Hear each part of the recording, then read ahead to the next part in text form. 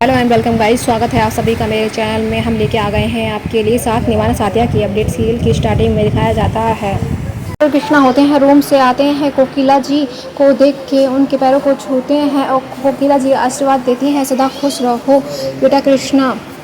वहीं पर डॉक्टर कृष्णा कहते हैं, आंटी जी कहीं गोपी जी मुझसे नाराज़ तो नहीं हो गई है। वहीं पर कोकिला जी कहती हैं, नहीं बेटा, ये तो सास बहू के बीच का झगड़ा है जो कि थोड़ी ही देर में शांत हो जाता है, तो नॉर्मल बात है, तो टेंशन लेने की कोई ज़रूरत नहीं है। इतने में दिखाया जाता है परमिला जी आ जाती हैं और परमिला जी बोलने लग जाती हैं, आपके घर में वास्तुशास्त्र के हिसाब से कुछ चीज़ भी अच्छी तरह से नहीं रखी गई है। इतने में ही मोना आती है और कहती है, आंटी जी फूड खा लीजिए। वहीं पर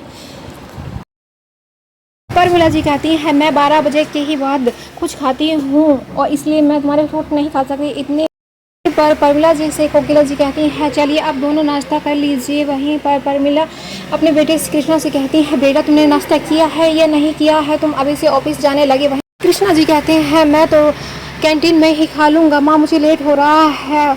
तभी परमिला जी को अपने गले से लगाते हैं और वहाँ से जाने लगते हैं। इतनी में परमिला जी कहती हैं, रुक जा पुत्र। वहीं पर वो कृष्णा जी को रोक लेती हैं और उनको गोपी नज़र आ जाती है। परमिला जी कहती हैं, जब बूटी है घर में तो बाहर खाने की क्या ज़रूरत है, ये बताओ मुझे।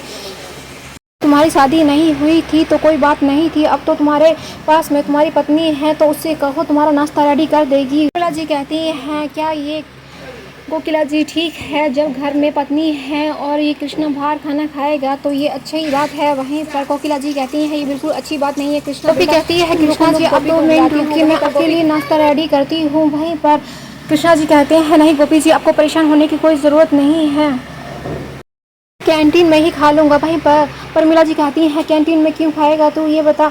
वहीं पर कृष्णा कहता है, माँ मुझे तो रोज़ की आदत है। और वहीं पर गोपी बहुत बिजी रहती हैं, घर को और बिजनेस को वही संभालते हैं, तो मैंने खुद ही कह दिया था कि तुम्हें नाश्ता बनाने की कोई ज़रूरत नहीं है, मैं खुद जाकर कैंटीन में खा लूँगा। वहीं पर परमिला जी कहती हैं, ये अधिकार तुम्हें किसने दिया है कृष्णा, तुम कहीं नहीं कैंटीन में खाने वाले हो, तुम घर में ही नाश्ता करोगे। वहीं पर परमिला जी कहती हैं, बस तुम यहीं पर रखो। गोपी से कहती हैं, जाओ गोपी तुम नाश्ता बना के लाओ। वहीं पर कृष्णा जी होते हैं, गोपी को रोक लेते हैं और कहते हैं, गोपी जी आपको परेशान होने की कोई ज़रूरत नहीं है, बाकी में मुझे भूख नहीं है, अगर मुझे भूख लगेगी तो मैं कैंटीन में से खा लूँगा।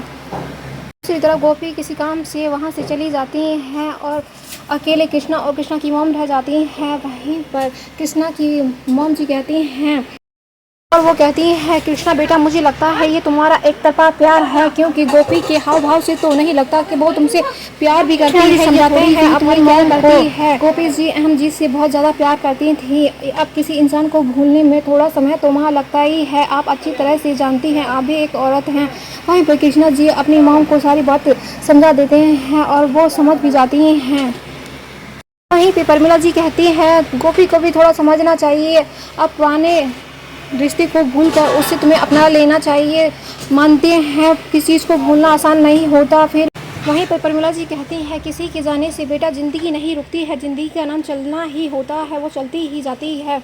और वहीं पर गोपी ने तुमसे शादी की है, ये तो उसे अच्छी तरह से याद है ना, फिर पत्नी के कुछ कर्तव्य होते हैं वो उसको निभाया नहीं। वहीं पर कृष्णा जी कहते हैं, ऐसी कोई बात नहीं है, गोपी अपने पूरे कर्तव्य का पालन करती हैं। वहीं पर कृष्णा जी कहते हैं, माँ मुझे ऑफिस के लिए थोड़ा लेट हो रहा है, इस बारे में बात हम नाइट में करेंगे। कृष्णा जी वहाँ से चले जाते हैं।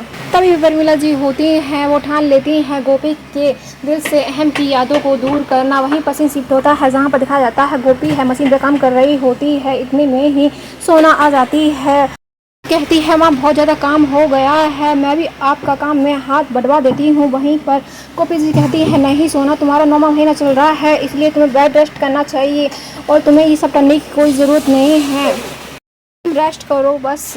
सोना तुम्हें कुछ करने की ज़रूरत नहीं है, बाकी मैं संभाल लूँगी। वहीं पर दिखाया जाता है सोना वहाँ से चली जाती है। गोपी की नज़र पड़ती है परमिला जी पे, जो कि अहम जी की सारी चीज़ों को उठाकर बाहर रद्दी वाले को देने जा रही होती हैं। ये सारी चीज़ें देखकर गोपी शॉक हो जाती है। दूसरी तरफ गोपी के देवर बैठे हुए होते हैं और मोना परिसमर भी वहीं होते हैं। वहीं पर परमिला जी को अपने भाई की सारी चीज़ों को बाहर फेंकते हुए जिगर काफ़ी गुस्से में होता है। इतने में गोपी भाग कर जाती है और कहती है, माँ जी आप ये सब क्या कर रही हैं, मेरी अहम जी की सारी चीज़ों को आप कहाँ ले जा रही हैं। कोकिला जी कहती हैं पुरानी चीज़ों की जगह केवल रद्दी में होती है, इतने में अहम के भाई जिगर उठ के आते हैं। गोपी जी कहती हैं माँ आप मेरे अहम जी का सारा सामान कहाँ ले जा रही हैं। वहीं पर परिमीला जी कहती हैं मैंने रद्दी वाले को बुलाया है और पुरानी चीज़ों को घर में रखने से क्या फ़ायदा, वहीं पर मैं रद्दी वाले को सारी चीज़ें दे दूँगी। वहीं कोकिला जी जब ये सुनती हैं तो उन्हें काफ़ी दुख होता है, पर गोपी की खातिर वो सारा कुछ बर्दाश्त कर लेती हैं। दूसरी तरफ दिखाया जाता है परिमीला जी होती हैं, कहती हैं कि मैं तो इन सारी चीज़ों को कबाड़ी को देके ही रहूँगी। वहीं इतने में ही कबाड़ी वाला बोलता है अगर आप फ़ोटो के पीछे झगड़ रहे हो तो फ्रेम को दे दो और फ़ोटो को ले लो। वहीं पर कोकिला जी देखती हैं गोपी परिमीला जी के हाथ से फ़ोटो को छीन लेती है और फ़ोटो धरती पर जाके गिर जाती है, जिससे फ़ोटो के टुकड़े टुकड़े हो जाते हैं। और अहम जी की फ़ोटो के साथ इस तरह से परिमीला जी ने किया, इस चीज़ को लेकर गोपी काफ़ी दुखी हो जाती है।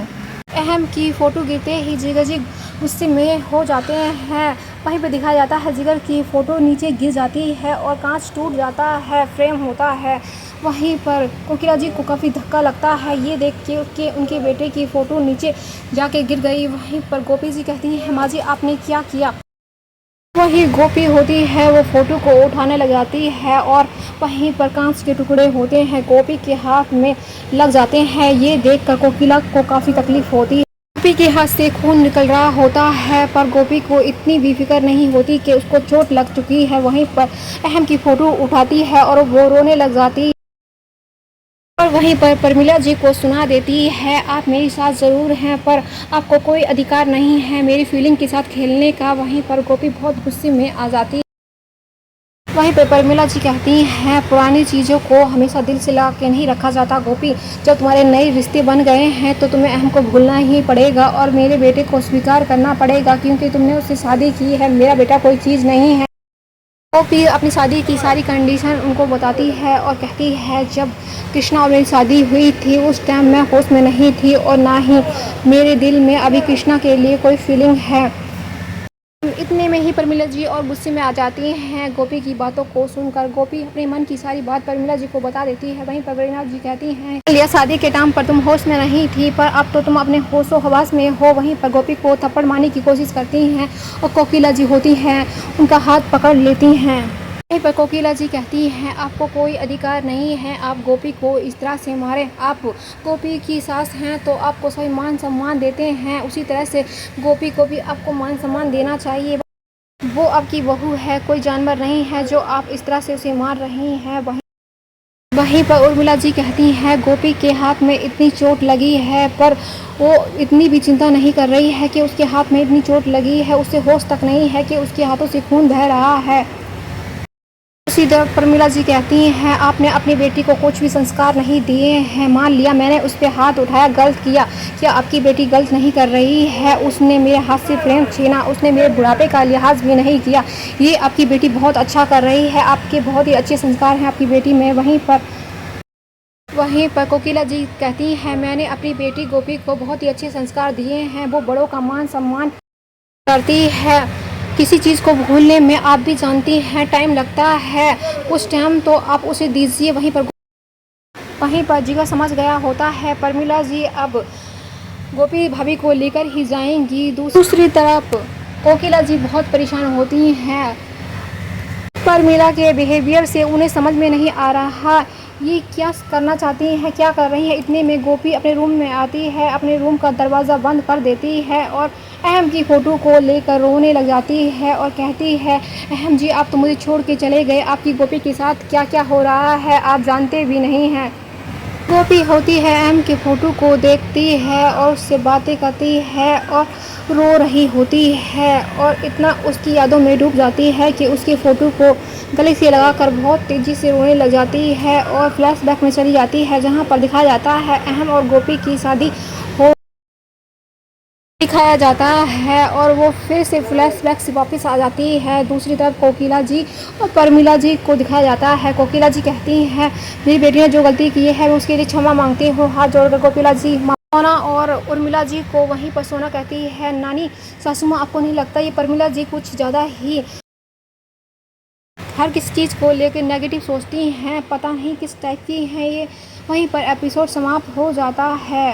अगर वीडियो अच्छी लगी हो, पसंद आई हो तो वीडियो को लाइक, चैनल को सब्सक्राइब, बेल आइकन को प्रेस करना ना भूलें। फिर मिलते हैं एक नई अपडेट के साथ।